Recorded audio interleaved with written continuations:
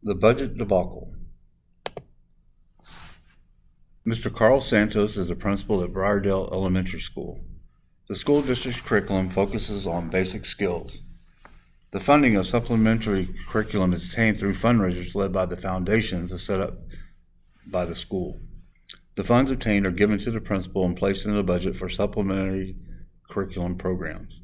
Mr. Barely is the president of the Briardale Foundation. Mr. Santos provided an orientation for Mr. Barely of his job responsibilities of the fundraiser, role of president, and responsibility to meet with the school site curriculum committee. Mr. Barely comes up with the idea of selling raffle tickets for the fundraiser. Mr. Barely met with the foundation and told them about the fundraiser. The foundation supported the idea. After the tickets were sold, the drawing was held at Briardale Elementary School. A member of the community informed the sheriff of the events taking place. Mr. Barely was taken into custody. He was convicted of a misdemeanor and placed on probation. Mr. Santos was embarrassed, and the budget debacle made front-page news, which left an indelible mark on the Briardale Foundation. Summarizing the facts, Briardale Elementary School Foundation held a fundraiser to raise money for the supplementary curriculum. The raffle occurred at the Briardale Elementary School.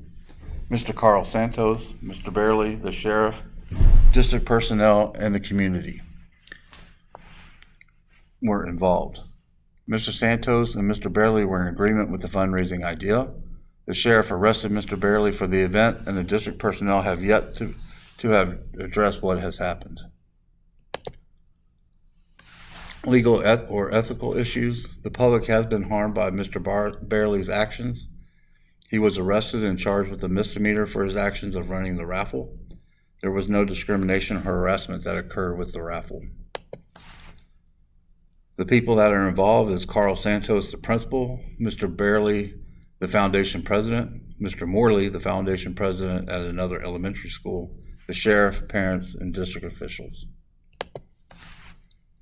The place, Briardale Elementary, sits in the center of the town and serves as the town's community center. The school can hold as many as 1,000 people for community events. There are 2 middle schools and 1 high school. The high school is well known in the county for winning football games. And elementary school populations in the area range from 5 to 800 students. Briar Grove Elementary is a public school and has a population of 600 students. It serves students K through 5. The school district's curriculum focuses on basic skills, and the educational instruction objectives are based on student performance. Funds to support the curriculum programs are placed by the superintendent and can only be used to fund basic skills curriculum. Funds are raised by the foundation and handed over to the principal and placed in the budget for supplementary curriculum programs. Reviewing of the information, the budget debacle will damage the stakeholders at Briardale Elementary. The school will lose the money that was raised for the supplementary curriculum. Mr. Santos, Mr. Barely, parents, students, district officials all have an important stake in the fundraising event and the debacle that followed. Before the event, not all the stockholders were consulted. After the debacle, the stakeholders will have to be consulted. I need to learn more about the laws that concern raffles and fundraising in the city.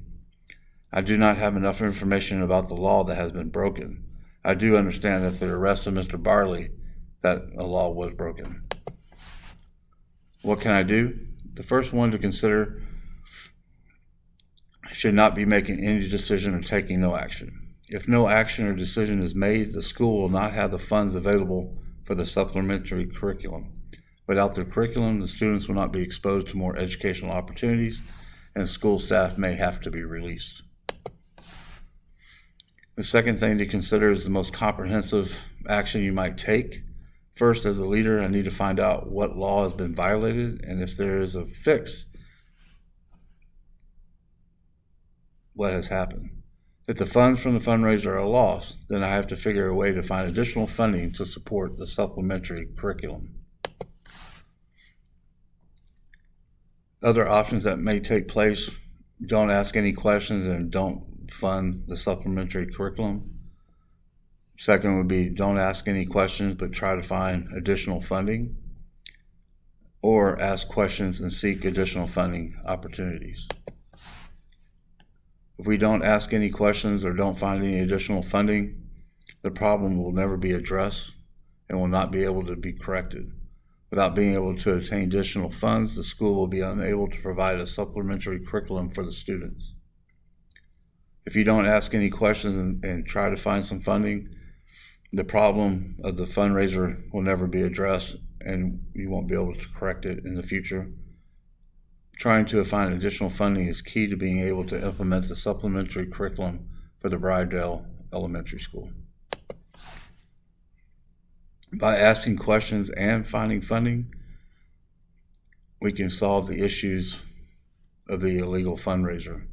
Understanding the reasoning behind the violation of the law will help to ensure that it will not happen again.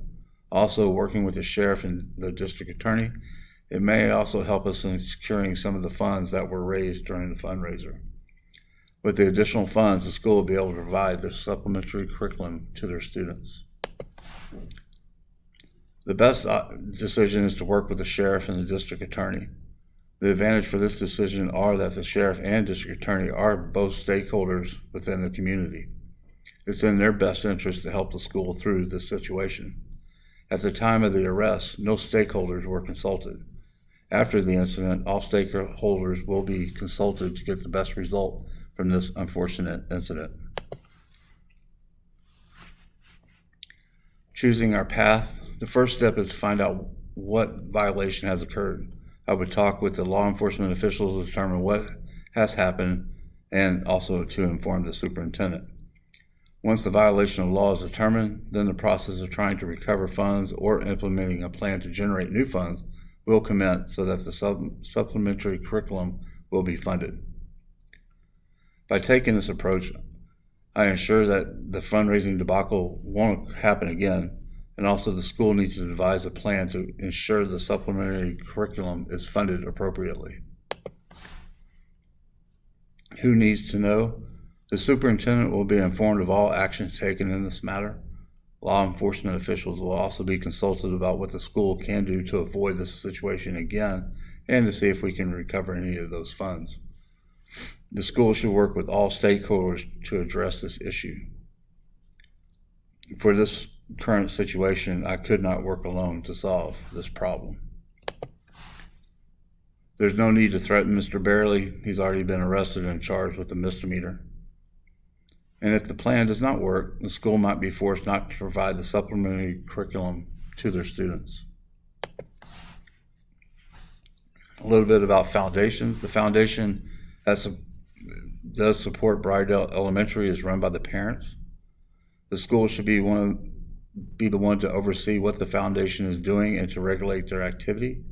According to Gilbach and Herman, the only way that the school can restrict the actions of these types of groups is if they restrict the use of district name, title, logo, mascot, and other types of intellectual property.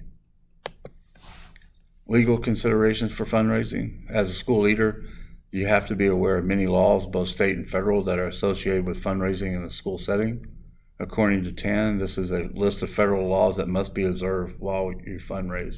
The Child Nutrition and WIC Reauthorization Act, the Healthy Hungry Free Kids Act, USDA Smart Snack School Nutrition Standards, and Title IX of the Education Amendments Act.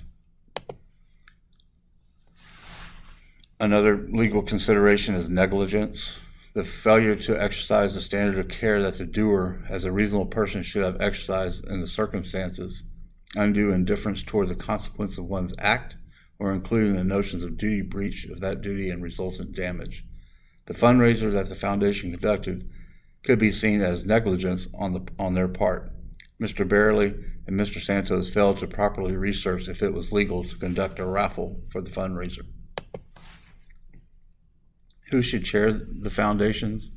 Booster clubs are separate legal entities for which schools are reluctant to assume liability for club activities, but schools inadvertently take on that liability when they implement a policy, such as one requiring the school principal to review and approve the booster club budget, and then suggest that the school has no liability for the budget it has just reviewed and approved.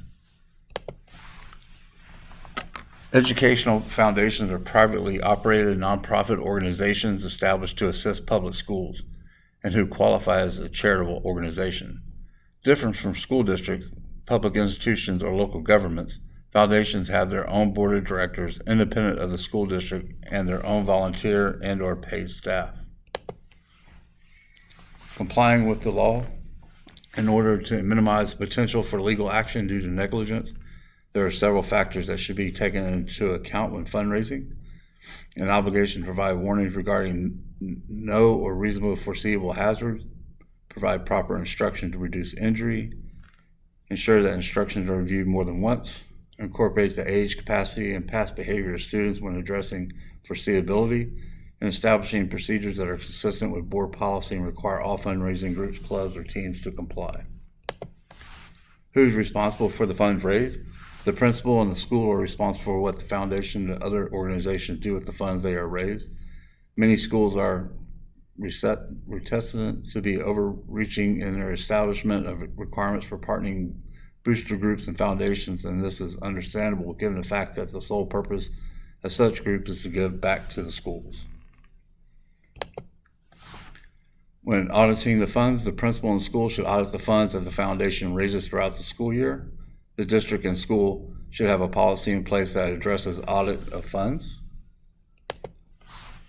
Bank statements should be reconciled every 30 days of the date the statement is issued. It's best to separate those duties with someone without check signing authority. The principal is responsible for everything that transpires in their school. The principal at each school site should be designated activity fund supervisor for that school building. The activity fund supervisor has overall responsibility for the operation of all activity funds, including collecting and depositing activity fund monies. Principals at each school are responsible for working with students and the professional staff in implementing policies and regulations and administering physical procedures. In order to minimize potential legal liability, the administrator develops policy that requires school sponsored fundraisers to be approved prior to implementation, periodically hold meetings to train sponsors, and continue to be vigilant about fundraising activities. The principal must establish guidelines and provide training to the parents who are part of the foundation.